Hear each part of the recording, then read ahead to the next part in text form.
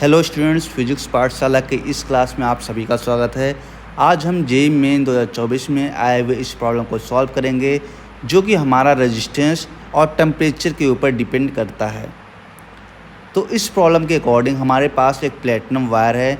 उस platinum wire का जो रेजिस्टेंस है वो 8 है और 10 है आइस पॉइंट और स्टीम पॉइंट पे। तो हम एक काम करते हैं, सबसे पहले रेजिस्टेंस बना लेते हैं और टेम्परेचर बना लेते हैं। तो 8 ओम कब है? जब आइस पॉइंट है। और 10 ओम कब है? जब आपका टेम्परेचर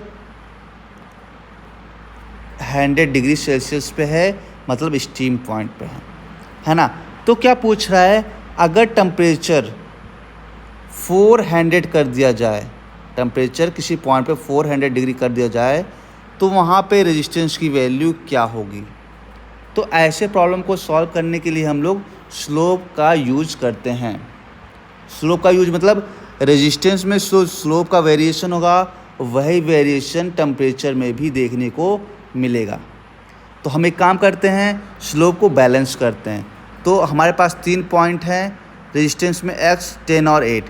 तो हम क्या करेंगे, resistance x minus lower resistance 8 divide by 10 minus 8। आप ध्यान देना मैंने कैसे कैसे लिखा है। मैंने पहले x माइनस 8 किया है, फिर 10 माइनस 8 किया है। तो ऐसे ही हम दूसरे केस टेम्परेचर में भी फॉलो करेंगे।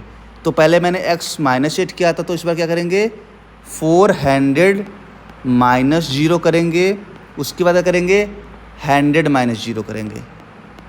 क्लियर, समझ में आ रहा है? जैसे ऑर्डर आपने रेजिस्टेंस का किया था, वैसे ही ऑर्डर आप टेम्परेचर का भी करेंगे, तो आप वैल्यू कैलकुलेट कर पाएंगे।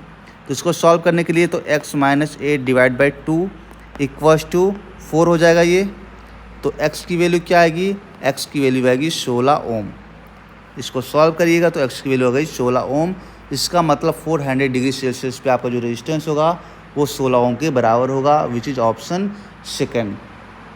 सो आई होप आपको अच्छे से समझ में आया हो कि ऐसे प्रॉब्लम को सॉल्व करने के लिए सबसे पहले हम एक तरफ रेजिस्टेंस लेते हैं। कुछ भी कोई भी वैल्यू अगर टेम्परेचर के साथ इस तरीके से चेंज हो रही है कि उसका आइस पॉइंट दिया है, स्टीम पॉइंट दिया है, तो हम हमेशा स्लोप के ही कॉन्सेप्ट से जाते हैं।